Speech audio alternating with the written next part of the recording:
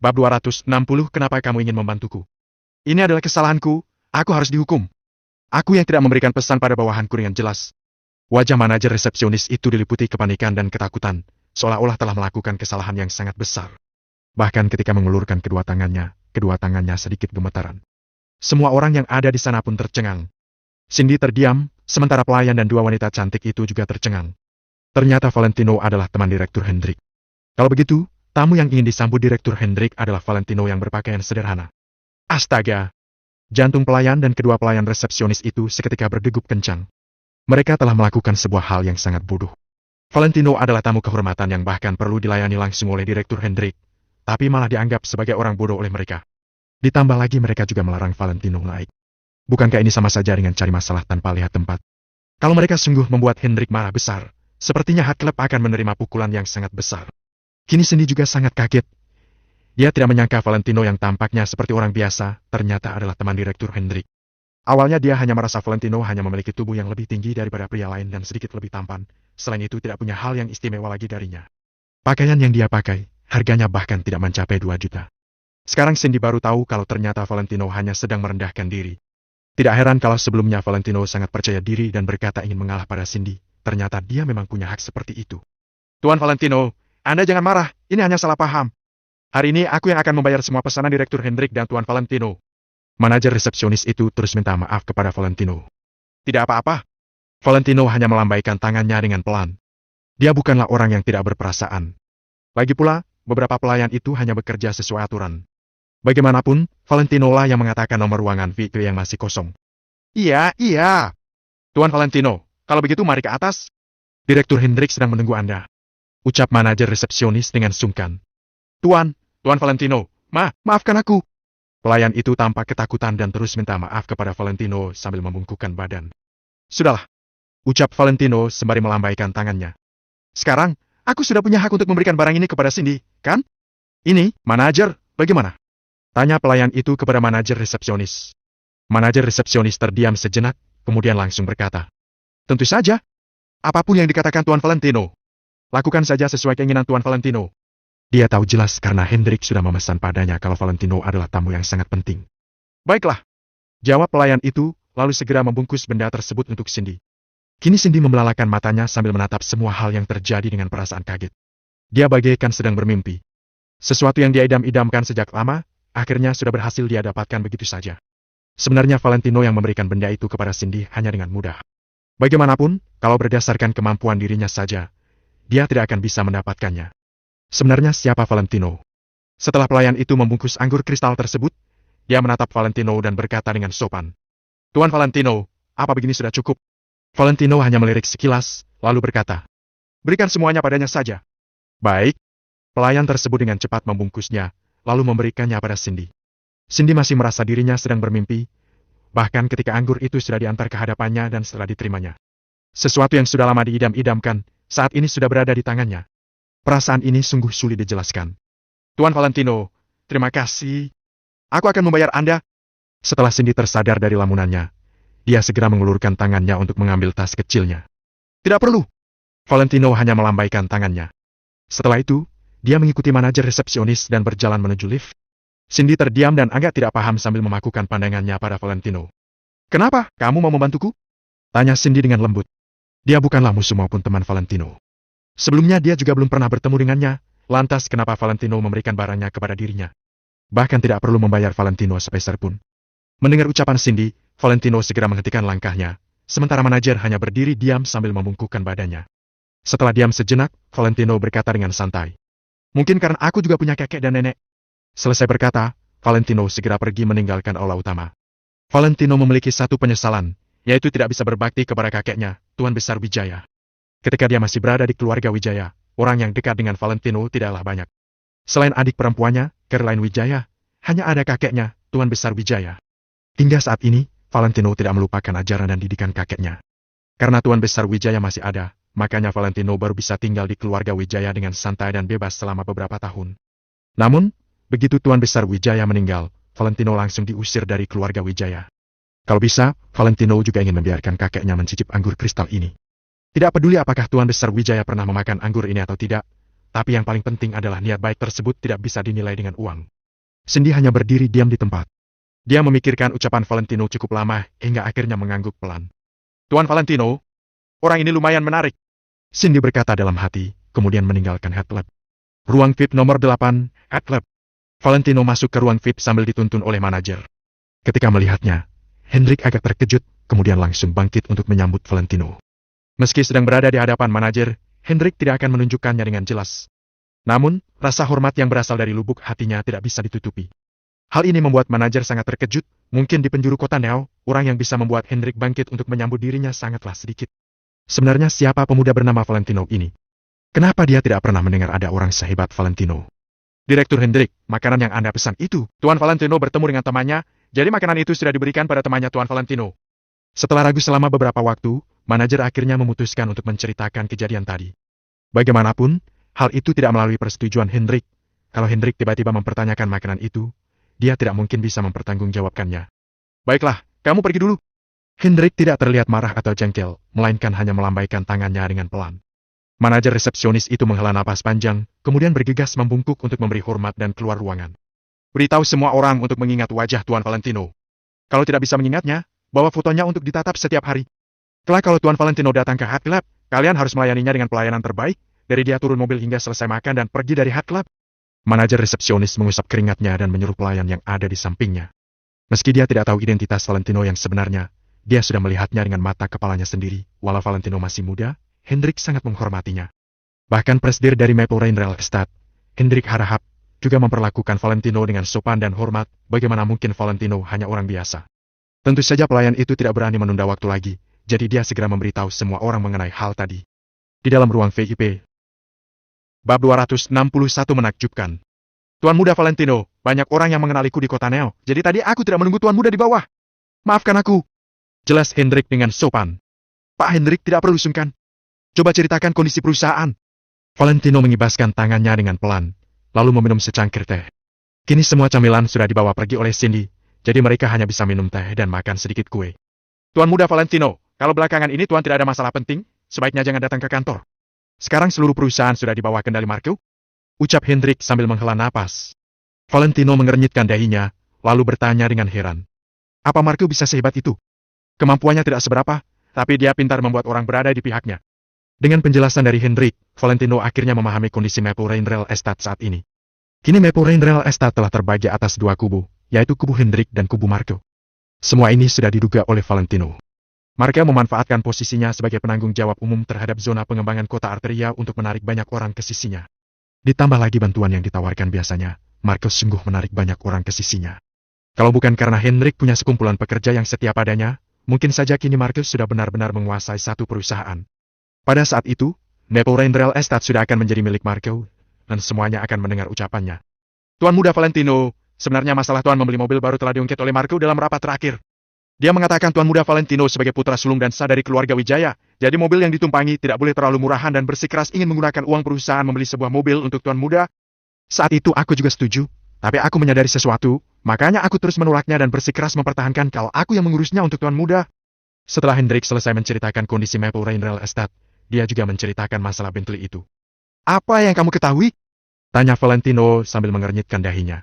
Aku menemukan penyadap suara di bawah mobilku. Jadi kurasa kalau membiarkan Marco membeli mobil untuk Tuan, dia pasti akan melakukan sesuatu terhadap mobil itu. Jelas Hendrik. Mendengar hal itu, ekspresi Valentino tampak penuh arti. Apa Marco sudah melakukannya hingga seperti ini? Sedangkan semua ini pasti diperintahkan oleh keluarga Wijaya. Tampaknya, mereka sudah mulai curiga pada kota Neo. Kalau tidak, untuk apa mereka ingin menyadap Hendrik dan dirinya? Tuan Muda Valentino, aku curiga kalau di dalam kantorku juga sudah disadap Marco. Makanya aku baru memilih tempat ini untuk bertemu dengan Tuan Muda. Pungkas Hendrik sambil menghela napas. Dia mencari Valentino di sini karena ingin menanyakan pendapatnya. Valentino meletakkan cangkirnya, jarinya sedang mengetuk meja. Setelah beberapa saat, dia baru angkat bicara. Kalau dia berani menyadapmu, dia pasti berencana mengutus orang untuk mengikuti kita. Untuk beberapa waktu ini, sebaiknya kita jangan melakukan apa-apa dulu. Tuan Muda Valentino, lantas bagaimana dengan rencana Meteor? Tanya Hendrik agak cemas. Aku sudah mengutus orang untuk mengurusnya. Kamu tidak perlu mencemaskan itu. Tapi, belakangan ini, aku juga akan berusaha untuk tidak menghubunginya. Bukannya keluarga Wijaya membutuhkan kepala keluarga yang bisa dikendalikan. Belakangan ini, aku akan menunjukkan sebuah pertunjukan spektakuler bagi mereka. Valentino tersenyum tipis, ekspresinya tampak misterius. Maksud Tuan Muda ingin belajar berfoya-foya seperti para Tuan Muda dari keluarga cabang? Hendrik agak tidak bisa berkata-kata. Kenapa tidak? Valentino menghidupkan sebatang rokok. Hendrik terdiam beberapa saat, lalu mengangguk. Sepertinya itu adalah satu-satunya jalan keluar. Tuan Muda Valentino, apa Tuan Muda masih ada tugas lainnya? Tanya Hendrik setelah melihat waktu. Kata-kataku masih sama. Kalau keluarga Wijaya sudah mulai mencurigai kota Neo, sebaiknya kita jangan melakukan apa-apa dulu. Kalau bisa tidak perlu bertemu dulu. Markio sedang terus mengetes kita, jadi kita anggap saja tidak menyadarinya. Jangan sampai menyadarkan mereka. Dengan kekuatan kita saat ini, kita masih belum sanggup menghadapi keluarga Wijaya, bahkan berhadapan saja masih tidak berhak. Tunggu saja. Setelah rencana meteor sudah selesai, aku akan melihat seberapa hebat Markio sesungguhnya. Valentino tersenyum dingin. Valentino sudah menahan diri selama 3 tahun. Kalau ditambah 1 bulan lagi juga tidak seberapa. Begitu mendengar ucapan dan raut wajah Valentino, Hendrik tiba-tiba terpikir akan satu kalimat. Begitu ditunjukkan, ternyata kemampuan Valentino sungguh mengerikan. Orang yang diam-diam menghanyutkan. Tuan Muda Valentino, Hendrik sangat menunggu saat di mana Anda berhasil mengalahkan mereka. Ucap Hendrik dengan penuh hormat. Di rumah Angel. Jenny sudah pulang jalan-jalan, kini dia sedang sibuk berdandan dan terus berkaca untuk melihat wajahnya. Reuni yang diselenggarakan pertama kalinya setelah 2 tahun, dengan sifat Jenny yang tidak mau kalah, dia tidak bersedia tampil jelek di hadapan teman-temannya. Bahkan ketika Angel pulang pun, dia masih tidak menoleh untuk menatap Angel. Jenny, kamu mau pergi reuni, ya? Suruh Valentino temani kamu pergi saja. Ucap Angel sambil mengganti sepatu. Ci, aku tidak ingin dia ikut. Ucap Jenny sambil memanyunkan bibirnya. Kenapa? Bukannya kalian sudah membicarakannya semalam? Bahkan kamu sendiri yang mencari Valentino. Angel menggelengkan kepalanya dengan heran. Tidak jadi, apa tidak bisa? Hari ini teman-temanku hadir, pasti semuanya bawa mobil mewah. Sebaiknya BMW Valentino tidak perlu diperlihatkan lagi, malah buat malu saja. Mending aku naik taksi sendiri, lebih bebas. Ucap Jenny sambil memulas lipstik. Kamu ini, kapan kamu baru bisa merubah sifatmu yang suka membandingkan itu? Angel duduk di atas sofa dengan tidak berdaya. Kak, manusia itu memang pada dasarnya suka saling membandingkan. Aku tidak percaya kamu biasa saja ketika melihat orang lain memakai tas mahal. Karena tidak puas dengan hasil pulasan lipstiknya, Jenny pun menghapusnya dan mengulanginya. Mendengar ucapan Jenny, Angel terdiam. Manusia memang senang saling membandingkan.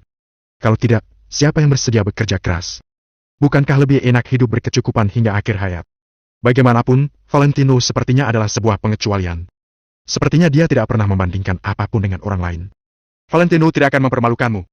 Dia sudah ganti mobil. Ucap Angel sambil menghela napas. Ganti mobil? Jenny terdiam sejenak, lalu melirik Angel melalui cerminnya. Dia pun berkata, ganti mobil apa? Mobil di bawah 2 miliar bukan termasuk mobil mewah. Sepertinya Bentley Malsen yang harganya di atas 10 miliar. Jawab Angel. Mendengar jawaban Angel, Jenny seketika terdiam, lalu sontak menoleh ke arah Angel. Lipstik yang ada di tangannya malah mencoreng wajahnya, hingga ada sebuah garis merah, sedangkan lipstik itu langsung patah. Akan tetapi, Jenny sama sekali tidak punya waktu untuk memedulikan hal ini. Dia menatap Angel dengan mata terbelalak. Kak, apa katamu? Bentley seharga 10 miliar. Mobil Valentino?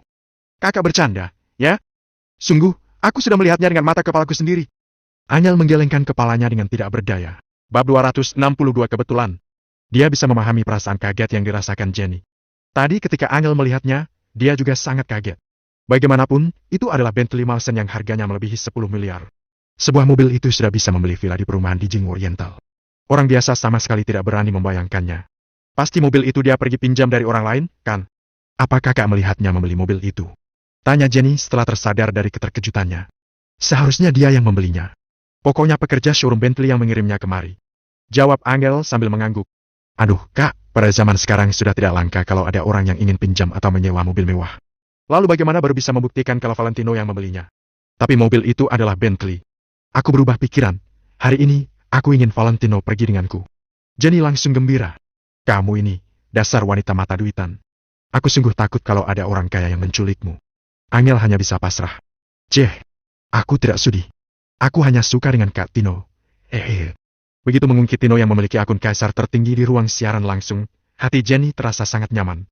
Hanya saja ketika Jenny siaran langsung dalam 2 hari ini, Tino tidak aktif. Hal ini membuat Jenny agak kecewa. Setelah Valentino kembali, Angel segera memberitahu Valentino kalau dia ingin Valentino ikut reuni dengannya. Hal itu membuat Valentino agak tidak bisa berkata-kata. Masalah ini diungkit oleh Jenny sendiri, tapi pada akhirnya malah tiba-tiba tidak ingin Valentino pergi dengannya. Sedangkan saat ini, Jenny kembali berubah pikiran dan ingin Valentino ikut dengannya. Kalau Jenny adalah orang lain, Valentino tidak akan menghiraukannya. Bisa-bisanya dirinya dianggap sebagai kuli gratis. Namun, siapa suruh Jenny adalah adik iparnya. Bagaimanapun dia harus menemani Jenny demi Angel. Di lantai bawah, Jenny telah berdandan cantik.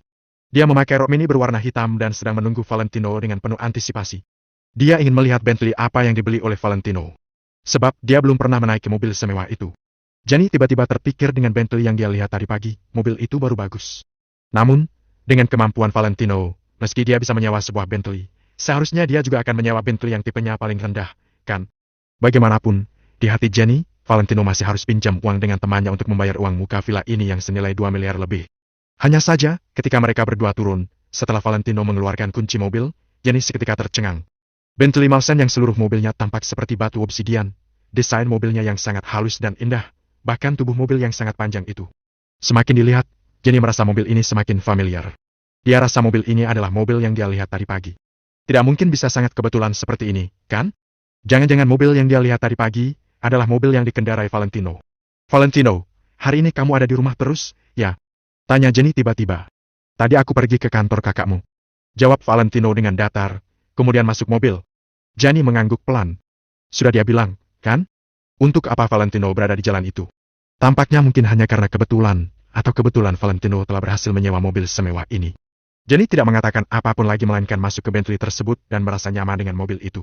Jenny terus terkagum-kagum, mobil mewah memang beda. Pergi ke Hotel Four Seasons, hari ini biar aku membawamu pergi melihat-lihat. Kalau tidak tahu jalan, kamu buka Google Maps saja. Ucap Jenny dari kursi belakang seakan-akan dirinya adalah seorang bos besar. Valentino menggelengkan kepalanya dengan pelan, sudut bibirnya pun terangkat. Akan tetapi, dia sama sekali tidak berniat membuka Google Maps, melainkan langsung menyetir ke arah Hotel Four Seasons. Pada saat ini, di dalam lapangan parkir yang terletak di luar Hotel Four Seasons, Alan, Marvin dan beberapa orang lainnya sedang berbincang di dalam mobil. Ingat, kalau Valentino berani datang, kita laksanakan rencana kita, lalu mempermainkannya. Alan menggertakkan giginya. Tenang saja, Kak Alan.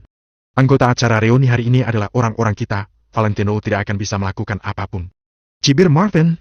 Benar. Meski Valentino mengenali geng Black Tiger, lalu kenapa? Geng Black Tiger bukan apa-apa di kota Neo. Jangan lupa hari ini Kak Cindy dan Tuan Mario juga datang ke sini. Siapa yang berani merusak kesenangan mereka? Kalau Valentino berani memanggil orang dari geng Black Tiger datang untuk merusak kesenangan Tuan Mario, kita tidak perlu melakukan apapun dan Tuan Mario bisa langsung menghajarnya. Beberapa orang itu juga ikut menimpali dengan nada meremehkan.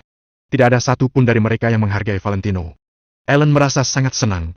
Bukankah dukungan terbesar yang dimiliki Valentino adalah geng Black Tiger? Hari ini Tuan Mario dan Cindy akan datang, mana mungkin geng Black Tiger berani bersikap lancang di hadapan kedua orang itu. Jadi, hari ini Valentino pasti bisa dipermainkan oleh Alan. Kalau masalah ini berhasil dibereskan, aku akan membawa kalian ke Hot Club untuk melihat-lihat, lalu mencoba anggur kristal. Ucap Alan kepada mereka. Wah, Kak Alan royal sekali. Ikut Kak Alan memang enak. Semua orang seketika bersorak gembira, lalu turun dari mobil dan berjalan menuju Hotel Four Seasons. Tuan Mario sungguh royal, bisa-bisanya dia memesan 1 tingkat Hotel Four Seasons. Biayanya pasti sangat mahal. Itu masih tidak termasuk hebat. Beberapa waktu yang lalu, ada orang yang lebih hebat lagi. Dia langsung memesan seluruh gedung Hotel Four Seasons hingga mengejutkan seluruh kota Neo. Wah, mengerikan sekali. Setelah aku kuliah di luar kota selama 2 tahun ini, apa ada orang hebat lagi yang muncul di kota Neo? Semuanya berjalan sambil mengobrol. Setibanya Valentino dan Jenny di Hotel Four Seasons, Valentino hanya asal mencari tempat parkir untuk memberhentikan mobilnya. Setelah turun dari mobil, Valentino menatap Hotel Four Seasons dan hatinya mendadak terasa hangat. Di hari jadi ketiga pernikahan dia dan Angel, Valentino memesan seluruh gedung Hotel Four Seasons dan berciuman dengan Angel di lantai teratas hotel itu. Ciuman itu adalah ciuman pertama mereka setelah menikah 3 tahun. Ditambah lagi, Valentino juga tahu kalau itu adalah ciuman pertama Angel. Apa yang kamu lihat? Tidak pernah melihat tempat semewah ini, ya? Aku ingat, sepertinya kakakku pernah mengatakan kalau kalian pernah makan di sini, kenapa reaksimu malah seperti orang kampungan? Ketika Jenny turun dari mobil, dia melihat Valentino yang sedang memandang Hotel Four Seasons pun tidak tahan untuk berkomentar. Ya, kemarin aku telah memesan seluruh hotel ini dan menyelenggarakan acara lamaran. Valentino tersenyum lembut, seolah-olah sedang memikirkan kejadian kemarin. Cekatye, kenapa aku tidak pernah mendengarnya dari kakakku? Jangan-jangan kamu yang bermimpi, ya? Decak Jenny. Bahkan pada acara reuni hari ini, Tuan Mario yang merupakan putra konglomerat ternama di kota Neo hanya memesan 1 lantai hotel saja. Sedangkan Valentino malah mengatakan kalau dirinya pernah memesan seluruh gedung Hotel Four Seasons. Bercanda juga bukan begini caranya. Bab 263 sopir. Ayo pergi. Setelah acaranya selesai, aku masih harus pulang untuk mengurus urusan lain. Valentino tersenyum ringan tanpa menjelaskan dan berjalan lurus ke depan. Hei Valentino, apa kamu ini tidak bisa mengganti pakaianmu dengan yang lebih bagus sedikit? Hari ini adalah acara reuni teman-teman kelasku, mereka pasti ingin saling membandingkan satu sama lain. Pakaian butut ini, apa tidak bisa dibuang saja? Ucap Jenny dengan sedikit kesal. Baju itu cukup membuat terasa nyaman saja, tidak perlu harus mewah dan mahal. Terlebih lagi, ini adalah pakaian yang dibeli oleh kakakmu, aku tidak akan membuangnya. Jawab Valentino dengan tenang. Dengan sikap Valentino, dia sangat malas untuk mengenakan pakaian mewah dan berkeliling di pasar dengan menggunakan mobil mewah. Dasar sengaja. Jenny mengikuti langkah Valentino dengan ekspresi cemberut. Saat mereka berdua tiba di pintu masuk Hotel Four Seasons, mereka melihat beberapa pelayan yang berdiri di kedua sisi pintu masuk untuk menyambut tamu. Tempat parkir di luar pintu juga terparkir dengan semua jenis mobil mewah. BMW dan Audi semuanya sudah biasa saja. Yang lebih mewah lagi adalah Land Rover, Mercedes-Benz PG, bahkan masih ada beberapa mobil sport lainnya. Bahkan keindahan tempat parkir terbuka di depan Hotel Four Seasons juga sangat sulit dibayangkan. Semakin dekat tempat parkirnya dengan pintu masuk, maka semakin tinggi pula kelas mobil yang diparkir. Sedangkan mobil-mobil dengan kelas sedikit lebih rendah itu diparkir di luar tempat parkir. Seperti mobil Bentley Malsen yang dikendarai Valentino, diparkir di sisi terluar, itu sungguh sangat jarang terlihat. Hai, aku adalah temannya Mario, datang untuk berpartisipasi dalam acara reuni teman kelas. Jenny berjalan ke depan dan berkata pada seorang pelayan di depannya. Baiklah, mari ikut aku, Nona cantik. Pelayan membawa mereka berdua memasuki aula utama dengan sedikit tersenyum. Bagian paling depan adalah aula santai, di sebelahnya ada aula samping, lalu reuni teman sekelas mereka akan diadakan di sini. Jenny dan Valentino yang baru saja memasuki aula utama langsung berpapasan dengan dua gadis yang berpakaian sangat cantik. Dua gadis ini mengenakan pakaian yang sangat terbuka dan berdandan dengan sangat seksi. Mereka memancarkan sebuah kecantikan yang terlihat sangat nakal. Aduh, bukankah ini Jenny, siswa internasional dari kelas kita? Seorang gadis berseru dan berjalan kemari dengan mencibir. Setelah Jenny melihat jelas sosok gadis itu, ekspresi Jenny menjadi sedikit muram. Reuni pada hari ini tidak sama dengan pertemuannya bersama Fuli dan lainnya pada saat itu. Pertemuan saat itu adalah teman-teman yang mempunyai hubungan baik dengan Jenny, tidak ada gesekan antar satu sama lain. Namun, hari ini tidak sama. Orang-orang yang datang hari ini adalah murid dari seluruh kelas. Jenny tidak mungkin akrab dengan belasan murid yang sekelas dengannya. Sementara itu, gadis bernama Samantha ini sempat mempunyai masalah dengan Jenny. Samantha, lama tidak berjumpa. Setelah Jenny terdiam sejenak, masih mencoba menyapanya dengan sedikit senyuman. Waduh, kamu boleh juga ya? Bagaimana bisa kamu layak diingat oleh murid internasional sepertimu ini? Setelah Samantha memainkan bibirnya maju ke depan, dia tiba-tiba menatap Jenny dan berkata, Aku baru sadar bahwa sudah tidak melihatmu selama 2 tahun. Di bagianmu ini, masih belum ada perubahannya, ya? Hah? Samantha berbicara sambil mengarahkan jarinya ke bagian dada Jenny dan setelah Samantha selesai bicara, dia bahkan langsung menegapkan tubuhnya. Kamu? Muka Jenny seketika memerah, tidak menyangka, Samantha datang langsung menghina dirinya. Awalnya dia berpikir karena sudah 2 tahun tidak bertemu, masalah di sekolah pastinya sudah menghilang. Namun saat ini, sepertinya Jenny telah berpikir terlalu banyak. Sudah Samantha jangan katakan lagi. Apa kamu tidak tahu betapa menusuknya perkataanmu itu? Gadis di sebelah Samantha juga menertawainya. Jenny menggertakkan giginya. Sebenarnya tubuhnya lumayan seksi, apa yang harus muncul telah muncul. Namun, tidak tahu apa yang telah dikonsumsi oleh Samantha, membuat pertumbuhan tubuhnya sangatlah cepat, sampai-sampai membuat Jenny merasa malu. Dari kejauhan, ada seorang pria yang melihat kejadian itu dan langsung berbalik badan untuk masuk ke aula utama. Bagaimana mungkin aku bisa dibandingkan denganmu, susu sapi yang terkenal? Heng! Jenny mengangkat sudut mulutnya. Ekspresi Samantha pun menjadi muram, dia merasa sedikit tidak senang. Valentino merasa tidak bisa terus diam saja. Dia merasa bahwa pertempuran antar wanita ini lumayan menegangkan juga. Berbicara begitu terus terang, jauh lebih berani dan terang-terangan daripada pria. Dengan Valentino yang sengaja berbatuk-batuk di sana, Samantha barulah menolehnya, seolah-olah baru sadar akan keberadaan Valentino. Sebenarnya, dia sejak awal telah melihat Valentino terus mengikuti Jenny dari belakang. Hanya saja Samantha sibuk menyerang Jenny, jadi tidak sempat memedulikan Valentino. Saat menyadari kehadiran Valentino, dia merasa terkejut dan tiba-tiba tertawa. Wah, Jenny jangan bilang kalau dia adalah pacarmu. Hah? Ucap Samantha sambil menjulurkan tangan menunjuk Valentino. Valentino yang hendak buka mulut untuk menjelaskan langsung didahului oleh Jenny. Masalah ini, apa hubungannya denganmu? Jenny menatap Samantha dengan tatapan dingin. Bagaimana bisa tidak ada hubungannya denganku? Bagaimanapun, kita ini adalah teman sekelas selama 2 tahun, jadi kami juga harus membantumu untuk memedulikan masalah besar seperti mencari pacar ini. Samantha sambil bicara sambil menatap Valentino. Semakin lama menatap Valentino, dia semakin ingin tertawa. Jenny, mencari pacar sama dengan mencari pasangan untuk seumur hidup. Jika mencari pria miskin, maka habislah sudah. Samantha segera memperkirakan kondisi keuangan Valentino. Dia yang mengenakan pakaian tidak lebih dari 2 juta rupiah, bahkan terlihat menghabiskan banyak waktu untuk mengenakannya. Dia bukan pacarku. Jenny pun merasa sakit kepala. Sejak awal, dia sudah tahu bahwa pakaian Valentino akan membuatnya dipandang rendah oleh orang lain dan pasti akan membuat dirinya dihina. Oh, bukan pacarmu? Jadi siapa kamu? Samantha bertanya dengan pura-pura terkejut. Dia itu. Aku adalah sopirnya, juga pengawalnya. Valentino tiba-tiba membuka mulut dan memotong pembicaraan Jenny. Meskipun hubungan antara Jenny dengan dirinya sedikit tidak menyenangkan, tapi bagaimanapun juga, Jenny masih keluarganya sendiri, jauh lebih dekat daripada Samantha ini. Karena semua perkataan Samantha hari ini sangat menghina Jenny, hal ini membuat Valentino tidak bisa diam saja. Apa? Sopir? Samantha langsung tercengang, apakah Jenny sebegitu hebatnya sampai bisa menyewa seorang sopir. Jenny pun sedikit tersenyum aneh, dia tidak menyangka bahwa Valentino akan berkata seperti itu. Namun, melihat ekspresi terkejutnya Samantha, membuat hatinya sangat senang. Tidak ada hal lain lagi, kan? Kalau begitu permisi, jangan menghalangi jalanku. Jenny mengangkat kepalanya dengan arogan, lalu berjalan ke depan dan melewati Samantha begitu saja. Setelah Valentino mengelus-elus hidungnya, dia pun segera mengejar Jenny. Samantha melihat mereka berlalu, merasa sangat tidak terima, tapi juga tidak tahu harus bagaimana untuk membalasnya. Sebelum mengetahui jelas kondisi Jenny sekarang, Samantha tidak berani sembarang bertindak lagi. Lagi pula, orang yang bisa mengundang sopir dan pengawal bukanlah orang yang biasa-biasa saja. Heng! Ingin memakai cara untuk berlagak sok hebat. Kalau begitu, dia salah besar. Dengan adanya Tuan Mario dan Kak Cindy, apa mungkin dia masih bisa berlagak sok hebat? Samantha bergumam dengan jijik. Jenny saat ini merasa sangat puas dengan bantuan Valentino. Dia bisa memberikan serangan yang keras pada Samantha, jadi tidak mungkin tidak senang. Saat ini, tiba-tiba keluar banyak orang dari dalam aula utama. Valentino, kenapa kamu datang kemari? Pada saat yang sama, terdengar sebuah pertanyaan dengan nada penuh keheranan.